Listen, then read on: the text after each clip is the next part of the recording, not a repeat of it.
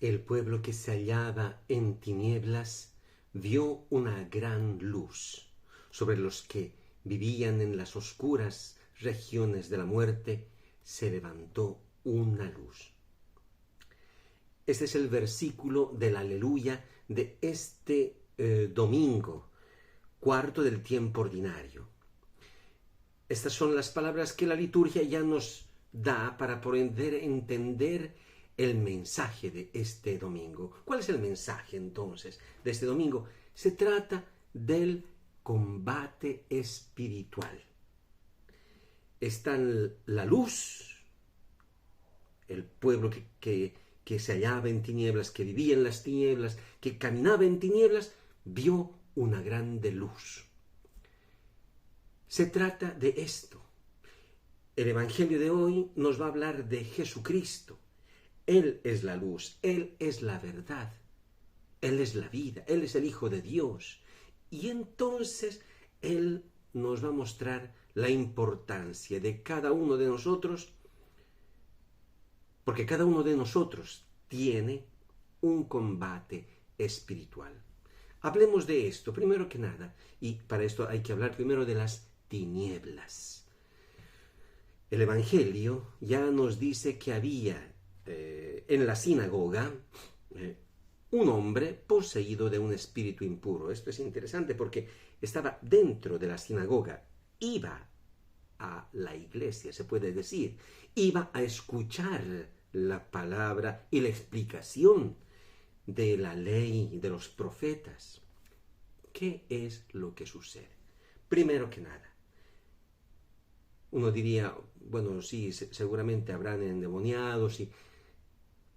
Aquí está hablando de una cosa importante, el problema de las tinieblas. ¿Qué significa un espíritu impuro? En la Biblia es diferente de lo que nosotros entendemos. Impuro, normalmente nosotros lo entendemos como un adjetivo moral, ¿no? Se habla de que es una persona impura, que ha hecho algún pecado. Y en la Biblia no tiene, esto es, se puede decir, una interpretación ya posterior. El significado primero que tiene es diferente.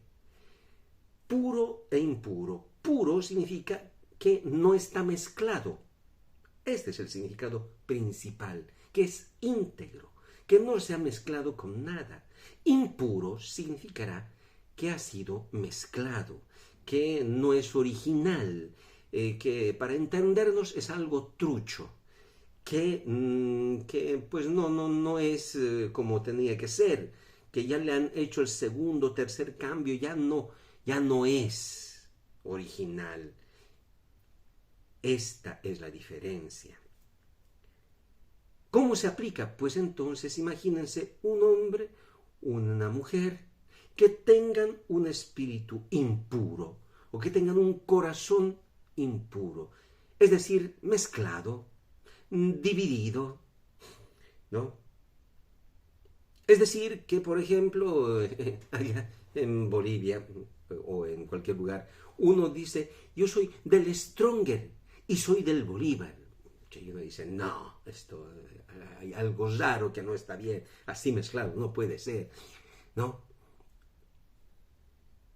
O alguno, dice, sí, sí, yo voy a la iglesia, ¿no? Pero al mismo tiempo engaña a las personas, engaña en el trabajo,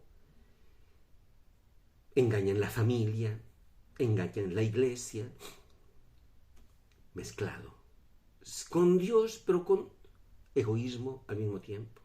Uno dice, yo voy a la iglesia, sí, pero al mismo tiempo no se contiene con sus pasiones, se emborracha y lo que sigue después, peleas, ¿no? Uno dice, sí, yo voy a la iglesia, soy católico, pero también roba, recibe o da coimas, jura en falso, dice mentiras, lleva al juicio a personas inocentes, Si se dan cuenta, esto no está lejos. Ese es el grande problema. El problema, y es que podemos decir de paso, pero voy a la iglesia, le hago dar la misa a, no sé, a la Virgen y a Santiago, y sí, voy a la misa, pero también, por si acaso, también le pondremos nomás alguna cosita al queco, ¿no? ¿Por qué? Porque es nuestra cultura, claro. Se dan cuenta que el problema es mezclar. No, no puro, no íntegro, no. Y con esto somos capaces de hacer injusticias y de paso nos sentimos justificados porque somos víctimas, a nosotros también nos han hecho lo mismo y por tanto vamos a hacer lo mismo. Vamos a hablar mal de los otros, vamos a criticar a los otros, pero delante de ellos una sonrisita porque somos de la iglesia, ¿verdad? Si se dan cuenta, este es el problema. Tenía este hombre que había ido a la sinagoga un espíritu impuro. Tal vez era chismoso y decía barbaridades. Y dice, no, pero no, yo soy de la iglesia, ¿no? Soy ministro del Señor, puedes no decir. Pero aquí está el grave problema. Y tantas veces decimos, así siempre hemos sido, es nuestro modo de ser terrible. Por eso es importante. Aparece Jesucristo. El versículo de la Aleluya decía, el pueblo que se hallaba en tinieblas vio una gran luz. En la sinagoga entró Jesucristo y entonces, ¿qué ha hecho el Señor? Ha hecho un exorcismo. La primera cosa que ha hecho ha sido predicar. Dice, todos estaban asombrados de su enseñanza, porque les enseñaba como quien tiene autoridad. Dice, ¿de dónde le venía la autoridad? ¿Que lo han posesionado? ¿Qué ha sido? Habla con autoridad porque él es hijo. ¿Ha sufrido las tentaciones? Sí.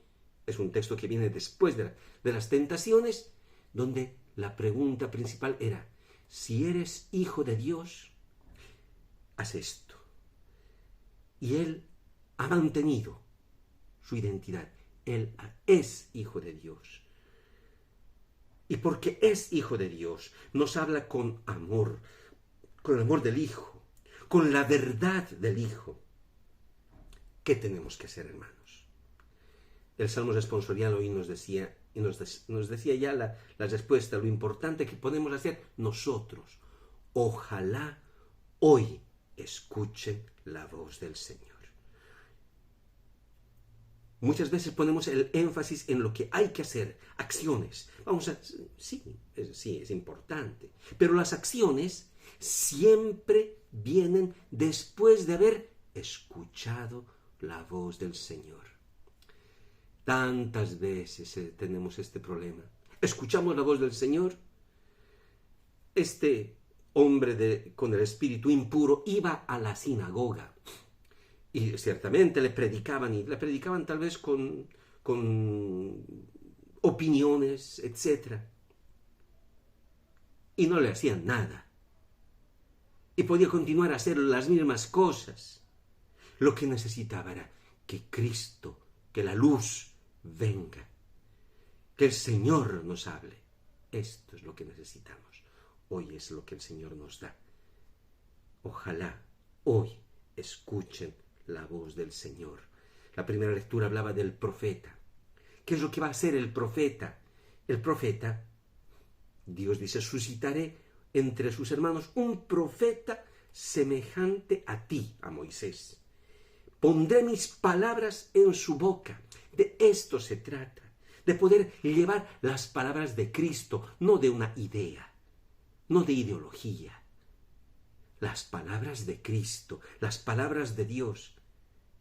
Este profeta dirá todo lo que yo le diga, todo lo que yo le ordene. Que el Señor nos conceda escuchar la voz del Señor. Y ahí comienza nuestro combate, el combate espiritual. ¿No nos dejará tranquilos? No. Pero es el comienzo de la sanación. Necesitamos de esta sanación. El Señor les bendiga.